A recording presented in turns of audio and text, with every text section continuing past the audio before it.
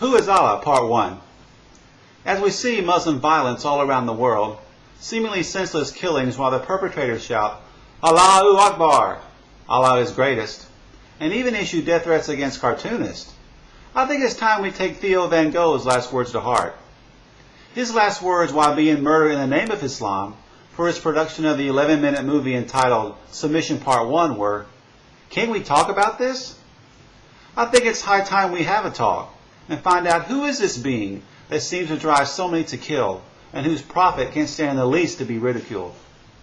My sources for this video will be the Islamic scriptures themselves, beginning with Ishaq Sirah, called Sirat Rasulullah, which has many passages similar to the Quran, and which you can purchase at Amazon.com under the title The Life of Muhammad, the History of Al-Tabari, Volume 6 through 9, Bukhari and Muslim Hadith, which are also called the Sunnah, from which Sunni Muslims get their name because they follow the Sunnah of the Prophet, and of course the Quran itself. Like with anything, let's start at the beginning and go back to the 6th century when Allah, the moon god, was just one of the many gods enshrined in the Kaaba. In fact, there was also a moon god in ancient Mesopotamia who at one time was called Sin, and wouldn't you know it, one of his symbols was a crescent moon too. But let's stay with the topic at hand. Since Muhammad is the lone prophet of Islam, let's begin with him. You can often find out a lot about a person by examining their parents. So let's go to Ishaq Sirah, The Life of Muhammad, page 69, and see what it says about Muhammad's mother when she was pregnant with him. A voice said to her, "You are pregnant with the Lord of this people, and when he is born, say, I put him in the care of the one from the evil of every envier. Then call him Muhammad." Am I missing something here, or did the Islamic scriptures just say that Muhammad was to be placed in the care of Satan? Certainly this must be some mistake, and I'm sure Ishaq will straighten all this mess out for us later on. Well, as the story of Muhammad continues on page 71 and 72, we find as a child he is placed in the care of some relatives. One day they suddenly rushed to take him back to his mother after some strange encounter with two men clothed in white, who threw him down on the ground and opened up his belly. And of all the things Muhammad's relatives and his mother would talk about after something happened to him, what do you suppose it was? If you guessed demon possession, you're correct. When she asked if I fear a demon possessed him, I replied that I did. Well, perhaps we're jumping to conclusions here, because after all, it could be that Muhammad's relatives were just a bit eccentric. Let's continue on with our research. As Muhammad grew, we find that others are saying a lot of things about him too. I'll skip over a wide array of pronouncements about the Prophet of Allah that are said to be made by Jews, Christians, and soothsayers, a weird combination indeed, that are in the first 100 pages of Ishaq Sirah and in Tabari's 6th volume. But one in particular is interesting.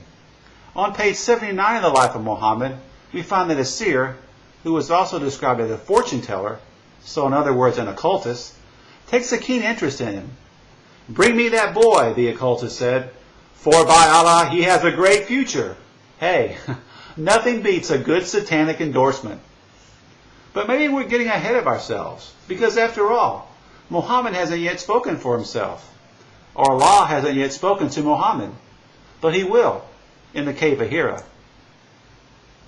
One of the more detailed accounts of what happened in the Cave of Hira is found in Bukhari's Hadith, Volume 1, Book 1, Hadith number 3, which is narrated by Muhammad's child bride Aisha, who he married when she was 6, and started having sexual relations with her when she was 9. Bukhari, Volume 7, Book 62, Hadith number 88, and Tabari, Volume 9, page 131. We find that Aisha, recounting the story told to her by her husband, that an angel, who would later identify himself as Gabriel, appears to him in a dream and tells the illiterate Muhammad to read. When Muhammad replies he can't read, the angel seizes him and presses him to the point of death, while at the same time saying, among other things, "Your Lord is most generous." A curious and contradictory statement indeed. This scenario is played out 3 times, after which Muhammad runs home frightened to his wife Khadijah and covers himself in blankets. Or in other words, runs home, jumps in bed, and hides under the covers. Hence the titles of Surah 73 and 74 of the Quran, the 3rd and 4th in Revelation order, the one wrapped in garments and the one enveloped, So indeed, it must have frightened him for some time. Now I ask you, from a supposed revelation from God, doesn't this sound a bit odd? Fortunately, this same event and what followed was written down by Ishaq with added detail in the life of Muhammad on page 106. After which, Muhammad instinctively knew what he had encountered in that cave, and it wasn't good. Muhammad said, "Woe is me, poet or possessed! I will go to the top of the mountain and throw myself down, that I may kill myself and gain rest." Yes, ladies and gentlemen, you heard right. Muhammad, the lone prophet of Islam, said, after his encounter with the angel, he was demon-possessed. This is also confirmed, albeit unknowingly, in Bukhari, volume 9, book 87, hadith number 113, when Muhammad said, "A true good dream is from Allah, and a bad dream is from Satan." Yes, he had a very bad dream indeed. So then, who was it that appeared to Muhammad in the cave of Hira? As we've discovered so far, that Muhammad was to be placed in the care of Satan, and what we shall soon discover, it had to be a demon or the devil himself. For those of you who are Christians, this shouldn't sound too far-fetched, because in 2 Corinthians 11:14 Paul writes, "And no wonder, for Satan himself transforms himself into an angel of light." Still not convinced? Well, let's continue on, shall we? Remember Aisha, Muhammad's 9-year-old wife? The cave of Hira wasn't the only place where Muhammad said he received a revelation from Allah. While talking to one of his other wives about his child bride, Muhammad said in Bukhari, volume 5, book 57, hadith number 119, "Don't trouble me by harming Aisha, for by Allah, the inspiration never came to me while I was under the blanket of any woman amongst you, except her." Now just stop and think about that statement for a moment. Muhammad just said he gets revelations from Allah while in bed with a 9-year-old girl. Apparently, Allah approves of having sex with 9-year-old girls and rewards Muhammad with Quran revelations for doing so. Sounds demonic to me. However, even before that event, some of the Meccans saw Muhammad for what he really was, as we find in Bukhari, volume 6, book 60, hadith number 475. A lady came and said, "Muhammad, I think your Satan has forsaken you, for I have not seen him with you for 2 or 3 nights." And what do you suppose happened next?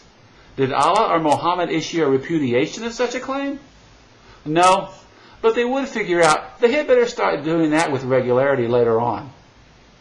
Instead we find, as Bukhari continues, Allah reveals what would later become Quran Surah 93. "By the night when it darkens," Allah loves darkness, "your Lord has neither forsaken you nor hates you." Oops! I guess sometimes the truth just slips out. While you may be saying, this cannot be.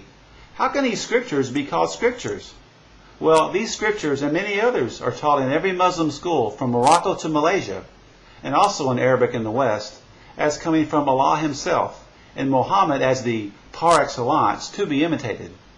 And as we shall see in part 2, these scriptures are only the beginning.